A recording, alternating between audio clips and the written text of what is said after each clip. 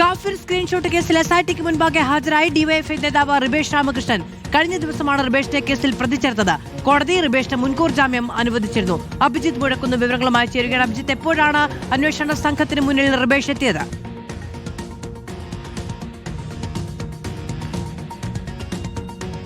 മാധു, അല്പസമയം മുൻപാണ് crime branch DYSP മനോഹറിന് മുൻപാകെ റിബേഷ് രാമകൃഷ്ണൻ ഹാജരായത്.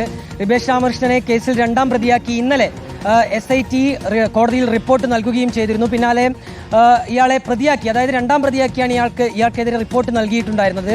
അതിൽ തന്നെ SITയുടെ കണ്ടെത്തൽ എന്നുള്ളത് ജിതിൻ ഭാസ്കർ നിർമ്മിച്ച കാഫിർ സ്ക്രീൻഷോട്ട് റെഡ് എൻകൗണ്ടർ എന്ന ഗ്രൂപ്പിലേക്ക് ഈ റിബേഷ് രാമകൃഷ്ണൻ ഷെയർ ചെയ്തു. അങ്ങനെ വ്യാപകമായി ഈ സ്ക്രീൻഷോട്ട് പ്രചരിപ്പിച്ചു എന്നുള്ളതാണ് ഇയാൾക്കെതിരെ ചുമത്തിയിട്ടുള്ള കുറ്റം. ഇന്നത്തെ ചോദ്യം ചെയ്യൽ നിർണായകമാണ് മാധു. കാരണം ഈ കേസിന്റെ പിന്നാമ്പുറങ്ങളിലേക്ക്, അതായത് ഈ സ്ക്രീൻഷോട്ടിന്റെ പിന്നാമ്പുറങ്ങളിലേക്ക് SITക്ക് എത്തേണ്ടതുണ്ട്. അതിലേറ്റവും പ്രധാനമായ ഒരു കാരണം എന്നുള്ളത്, നേരത്തെ ഈ കേസ് ആദ്യഘട്ടത്തിൽ അന്വേഷിക്കുമ്പോൾ റിബേഷ് രാമകൃഷ്ണനിൽ എത്തി കേസ് അന്വേഷണം നിലച്ചിരുന്നു.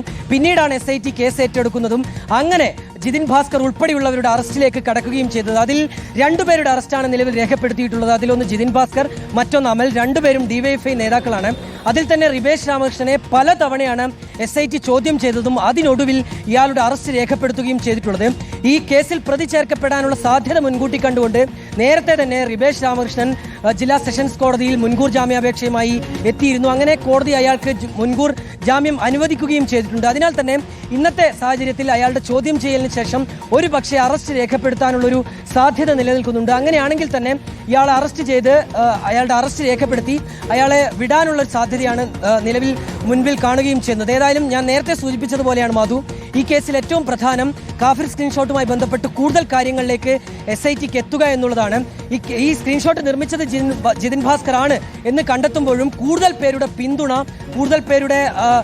പിന്തുണ ഇതിന് ലഭിച്ചിട്ടുണ്ടോ എന്നുള്ളത് കണ്ടെത്തേണ്ടത് ഏറ്റവും അനിവാര്യമാണ്. അതിൽ ഉയർന്ന തലങ്ങളിൽ നിൽക്കുന്നവർ, അതായത് വലിയ പിടിപാടുള്ളവരൊക്കെ തന്നെ ഈ കേസിന്റെ പിന്നാമ്പുറങ്ങളിലുണ്ട് എന്നുള്ളൊരു സംശയം SITക്കുണ്ട്. അതിനാൽ തന്നെ കൂടുതൽ പേരിലേക്ക് എത്തിച്ചേരാൻ റിബേഷ് രാമകൃഷ്ണനെ ചോദ്യം ചെയ്യുന്നത് വഴി സാധിക്കുമെന്നുള്ളതാണ് SITയുടെ കണക്കുകൂട്ടൽ. അല്പസമയം മുൻപാണ് റിബേഷ് രാമകൃഷ്ണൻ SITക്ക് മുൻപാകെ ഹാജരായത്. അയാളുടെ ചോദ്യം ചെയ്യൽ പുരോഗമിക്കുകയാണ്.